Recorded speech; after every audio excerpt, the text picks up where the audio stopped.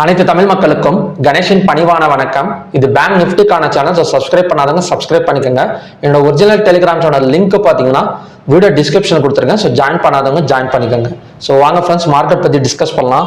So market பற்றி என்ன discuss பண்ணுறது, ஒரு ரிசல்ட் வந்ததுக்கப்புறம் பிரைம் மினிஸ்டர் ஒரு பதவி பிரமாணத்தில் போய் நின்றுட்டு பேசுகிறப்ப அதுக்கப்புறம் தான் பார்த்தீங்கன்னா மார்க்கெட் வந்து ஏறும். யார் பிரைம் மினிஸ்டர்னு முடிவானதுக்கு அப்புறம் தான் பார்த்தீங்கன்னா மார்க்கெட் வந்து ஏறும். எந்த கட்சி வந்து ஆட்சிக்கு வரப்போகுது அப்படிங்கிறது தெரிஞ்சதுக்கு அப்புறம் தான் பார்த்தீங்கன்னா மார்க்கெட் ஏறும் அப்படின்னு எல்லாருமே எதிர்பார்த்துட்டு இருந்தோம்.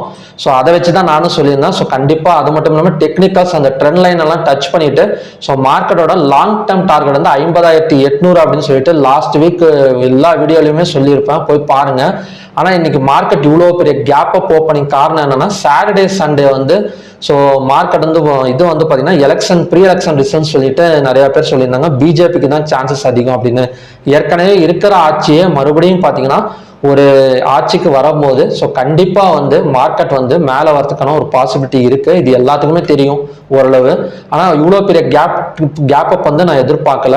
ஸோ சின்ன கேப் அப் எடுக்கும், அதாவது 49,550 வரைக்கும் போயிட்டு, அதாவது இன்னொரு 2-3 நாளில் பார்த்தீங்கன்னா அந்த எலெக்ஷன் ரிசல்ட்ஸ் வந்து வர வர என்ன ஆகும்னா ஸோ மார்க்கெட் வந்து மேலே போகும்னு பார்த்தா ஸோ ஒரேடியாக கேப் அப்பை தூக்கி வச்சுட்டாங்க. 2000 பாயிண்ட் மேலே கொண்டு வந்து வச்சுட்டாங்க. சென்செக்ஸ் எல்லாம் பார்த்தீங்கன்னா 2500 பாயிண்ட் மேலே க்ளோஸ் வச்சிருக்காங்க. ஸோ அடுத்த டார்கெட் என்னவா இருக்கும் அப்படின்னு பார்த்தோம்னா ஸோ ட்ரெண்ட் லைனுக்குள்ளார தான் பார்த்தீங்கன்னா மார்க்கெட் இப்போதைக்கு வந்து க்ளோஸ் ஆயிருக்கு. ஸோ மார்க்கெட் இன்னொன்று வந்து கொஞ்சம் வந்து பயப்படுற விஷயம் என்னன்னா, இந்த கேப்பை ஃபில் பண்ணுறதுக்காக கரெக்ஷன் இப்போ எடுக்குமா இல்லை எப்போ எடுக்கும்னு தெரியல. ஸோ தெரிஞ்சாதான் சொல்லணும். ஏன்னா தெரியாமல் வந்து நிறைய பேர் என்ன பண்ணுறாங்கன்னா வீடியோவை ரெக்கார்ட் பண்ணி வச்சுக்கிறாங்க. இந்த மாதிரி அவங்களுக்கே ஒரு 4-5 வீடியோ வந்து ஸ்கிரிப்டை ரெக்கார்ட் பண்ணி வச்சுக்கிறாங்க. இது இவ்வளோ தூரம் வரும், அது அவ்வளோ தூரம் வரும்னு. ஸோ வரலன்னா விட்டுறாங்க. ஸோ வந்துச்சுன்னா அந்த வீடியோ வந்து நான் ஆல்ரெடி சொல்லியிருந்தேன் அப்படின்னு சொல்லிட்டு நிறையா சோசியல் மீடியாவிலலாம் நிறைய நாம பார்க்குறோம் அந்த மாதிரிலாம். ஏன்னா தெரிஞ்சா சொல்லணும், தெரியலன்னா தெரியலன்னு சொல்லிடணும். ஆனால் அடுத்த டார்கெட் என்னங்கிறது எனக்கு தெரியல. சப்போஸ் இந்த ட்ரெண்ட் லைனை கட் பண்ணிட்டு மார்க்கெட் 52,500 வரைக்கும் வரலாம். இல்லைன்னா இந்த கேண்டில் இன்னைக்கு ஃபார்ம் ஆயிருக்கிற கேண்டிலை க்ளோஸ் கீழே வச்சுட்டே வந்தோம்னா ஸோ கண்டிப்பாக இந்த கேப்பை வந்து ஃபில் பண்ணுறதுக்கான ஒரு பாசிபிலிட்டி இருக்கு. ஆனால் 2 or 3 days வந்து டைம் வேணும். ஸோ இருந்தால் தான் பார்த்தீங்கன்னா அடுத்தடுத்து பார்த்தீங்கன்னா ஒரு ப்ரிடிக்ஷன் வந்து ஒரு கன்ஃபார்ம் வந்து சொல்ல முடியுமே தவிர இப்போதைக்கு பார்த்தீங்கன்னா கொஞ்சம் கன்ஃபியூஸான இடத்துல தான் வந்து மார்க்கெட் வந்து க்ளோஸ் வச்சிருக்கு. ஸோ பார்க்கலாம், ஒரு 2 or 3 days பார்க்கலாம். கண்டினியூஸாக பை ஆனதுக்கு அப்புறம் கொஞ்சம் பை சைடு போகிறதா, இல்லைன்னா ஏதாவது கொஞ்சம் மார்க்கெட் வந்து கீழே க்ளோஸ் வச்சுட்டே வந்து செல் சைடு போகிறதா ஒரு லாங் டேர்முக்குன்னு பார்க்கலாம். ஸோ இப்போதைக்கு வந்து ஷார்ட் டேர்ம் இன்வெஸ்டர்ஸ் அப்புறம் ஸ்விங் ட்ரேடர்ஸ் எல்லாம் கொஞ்சம் அவசரப்படாமல் ட்ரேட் பண்ணுங்க. ஸோ ஓகே ஃப்ரெண்ட்ஸ், நாளைக்கு வந்து ரெசிஸ்டன்ஸ் ஆக்ட் ஆகக்கூடிய இடம் பார்த்தீங்கன்னா 51,377, பிவோட் பாயிண்ட் வந்து 50,735, சப்போர்ட் வந்து 50,335. இன்னைக்கு ஹை வந்து 51,133, லோ வந்து 50,092, ஓப்பன் வந்து 50,889, க்ளோஸ் வந்து 50,979. கிட்டத்தட்ட ஓப்பன் ஆன இடத்துல இருந்து ஒரு 179 பாயிண்ட்ஸ் மேலே தான் க்ளோஸ் ஆயிருக்கு. ஸோ மார்க்கெட்ல பார்த்தாலே தெரியும், இன்னைக்கு ஃபுல் அண்ட் ஃபுல்லாக பார்த்தீங்கன்னா பையிங் ப்ரெஸ்ல தான் பார்த்தீங்கன்னா மார்க்கெட் வந்து ரன் ஆயிட்டு இருக்கு. So okay friends, first condition படி பிட்வீன் ரெசிஸ்டன்ஸ் அண்ட் பிவோட்ல ஓப்பன் ஆச்சுன்னா ஸோ கால் ஆப்ஷன் ட்ரை பண்ணுங்க. பிவோட் பாயிண்ட் வந்ததுக்கு அப்புறம் 215 minutes candle by candle form ஆனதுக்கு அப்புறம் கால் ஆப்ஷன் ட்ரை பண்ணீங்கன்னா ஃபர்ஸ்ட் டார்கெட் இந்த ரெசிஸ்டன்ஸையும் செகண்ட் டார்கெட்டா நம்ம ஓப்பன் டார்கெட் கூட போட்டுக்கலாம். ஸோ ரெண்டாவது பிட்வீன் பிவோட் அண்ட் சப்போர்ட்ல ஓப்பன் ஆச்சுன்னா ஸோ சப்போர்ட் வந்ததுக்கு அப்புறம் கால் ஆப்ஷன் ட்ரை பண்ணீங்கன்னா ஃபர்ஸ்ட் டார்கெட் இந்த பிவோட்டும் செகண்ட் டார்கெட்டா இந்த ரெசிஸ்டன்ஸ் வச்சு ட்ரை பண்ணிக்கலாம். ரெசிஸ்டன்ஸ் அதாவது புட் ஆப்ஷன் வந்து எந்த இடத்துல போகணும் அப்படின்னா ஸோ எக்ஸாக்டா மார்க்கெட் இந்த ரெசிஸ்டன்ஸ்ல ஓப்பன் ஆச்சுன்னா, ஃபார் எக்ஸாம்பிள் 51,377 ஓப்பன் ஆடிச்சு, ஒரு கேப் அப் வச்சு மறுபடியும் ஒரு கேப் அப் எடுத்து ஓப்பன் ஆச்சுன்னா இது வந்து சிஸ்டமேட்டிக் ரெசிஸ்டன்ஸ். எதனால சிஸ்டமேட்டிக் ரெசிஸ்டன்ஸ் அப்படின்னு சொல்றோம்னா, இதுக்கு முன்னாடி எந்த கேண்டில்ஸுமே பார்த்தீங்கன்னா ரெசிஸ்டன்ஸ் டிரா பண்ண முடியாது. அதனால பார்த்தீங்கன்னா ஒரு கால்குலேட்டர் மூலயமா பார்த்தீங்கன்னா இந்த ரெசிஸ்டன்ஸ் வந்து 51,377 அப்படின்னு எடுத்திருக்கேன். இது வந்து சிஸ்டமேட்டிக் ரெசிஸ்டன்ஸ் இது.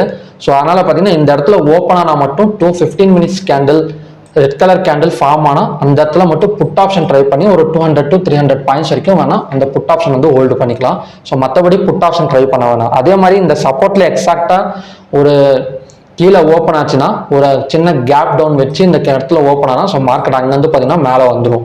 ஆனால் இதுக்கு வந்து பாசிபிலிட்டி கிடையாது. ஆனால் இப்போ ஒரு கேப் அப் எடுத்து இந்த இடம் பார்த்தீங்கன்னா பாசிபிலிட்டி. ஸோ இந்த இடத்துல மட்டும் கொஞ்சம் கேர்ஃபுல்லாக வந்து ட்ரேட் பண்ணிக்கோங்க. ஸோ ஓகே ஃப்ரெண்ட்ஸ், இதுதான் பார்த்தீங்கன்னா 3 கண்டிஷன். பிட்வீன் ரெசிஸ்டன்ஸ் அண்ட் பிவோட்ல ஓப்பன் ஆச்சுன்னா பிவோட் வந்ததுக்கு அப்புறம் கால் ஆப்ஷன் எடுங்க.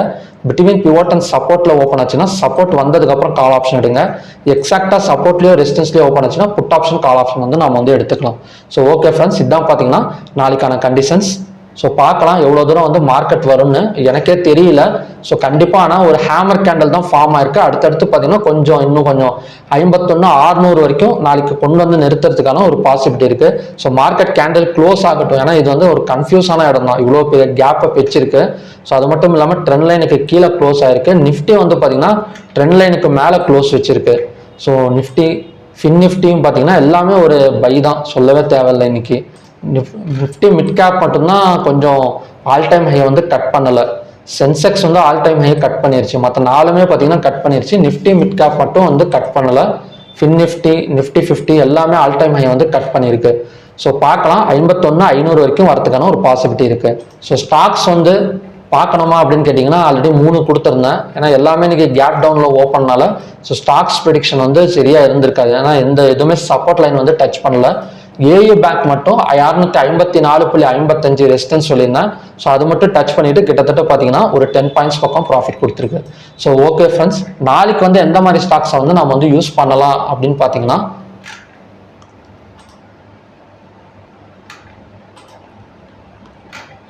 So State Bank of India வந்து கண்டினியூஸாக பார்த்தீங்கன்னா மேலே தான் போயிட்டு இருக்கு.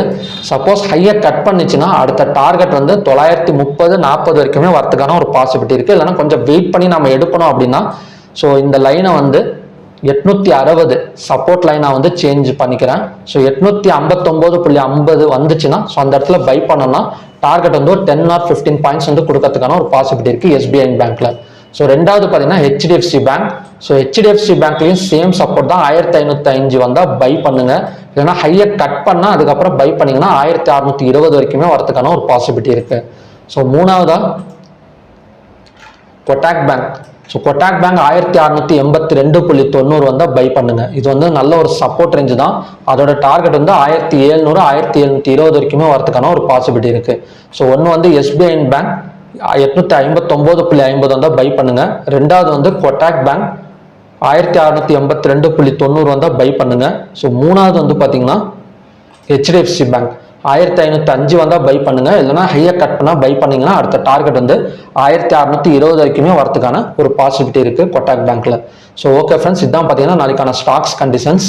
ஸோ உங்களுக்கு எவ்வளோ தூரம் டார்கெட் போகும் இல்லைன்னா இறங்கும் அப்படின்னு நீங்கள் ஏதாவது கெஸ் பண்ணி வச்சுருந்தீங்கன்னா கமெண்ட் பாக்ஸில் வந்து டைப் பண்ணுங்க. அப்போ தான் பார்த்தீங்கன்னா எனக்கும் தெரியும். ஏன்னா எனக்கும் தெரியாத விஷயங்கள்லாம் இருக்குது, எனக்கு மட்டும் எல்லாமே தெரியறது இல்லை. ஸோ நாம வந்து டெக்னிக்கல்ஸை வச்சு கொஞ்சம் ஃபாலோ பண்ணி சொல்கிறனால கொஞ்சம் ப்ரிடிக்ஷன் வந்து ஓரளவு பார்த்தீங்கன்னா ஒரு 80-85% இன்னும் கரெக்டாக இருக்கும். மிஸ் ஆகக்கூடிய சான்சஸும் இருக்குது. ஸோ டெக்னிக்கல்ஸை வச்சு தான் நான் ஃபுல்லாகவே பார்த்தீங்கன்னா ப்ரிடிக்ட் பண்ணிட்டு இருக்கேன். நியூஸை விட முக்கியமாக பார்த்தீங்கன்னா ஒரு டெக்னிக்கல்ஸ் தான் நான் வந்து நம்புறேன். ஏன்னா நியூஸ் வந்து பார்த்தீங்கன்னா இந்த மாதிரி எப்பயாச்சும் ஒரு தடவை ஒரு நல்ல நியூஸ் கிடைக்குது.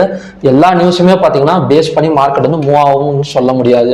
ஸோ இந்த மாதிரி பார்த்தீங்கன்னா ஒரு நல்ல ஏன்னா இந்தியன் லெவலில் ஒரு பெரிய நியூஸுங்கிறனால ஒரு பெரிய கேப்பை வந்து வச்சிருக்கு. நீங்கள் வந்து எப்படி வந்து ப்ரிடிக்ட் பண்ணுறீங்க, அதாவது எவ்வளோ தூரம் போகும்னு அதை வந்து கமெண்ட் பண்ணுங்க. இல்லைன்னா கீழே இறங்குனா ஸோ எதனால் இறங்கக்கூடிய ஒரு பாசிபிலிட்டி இருக்கு அப்படிங்கிறத கமெண்ட் பாக்ஸில் வந்து டைப் பண்ணுங்க. ஸோ ஓகே ஃப்ரெண்ட்ஸ், மறுபடியும் பார்த்தீங்கன்னா நல்ல ப்ரிடிக்ஷனோட நான் வந்து உங்களை மீட் பண்ணுறேன். நன்றி, வணக்கம்.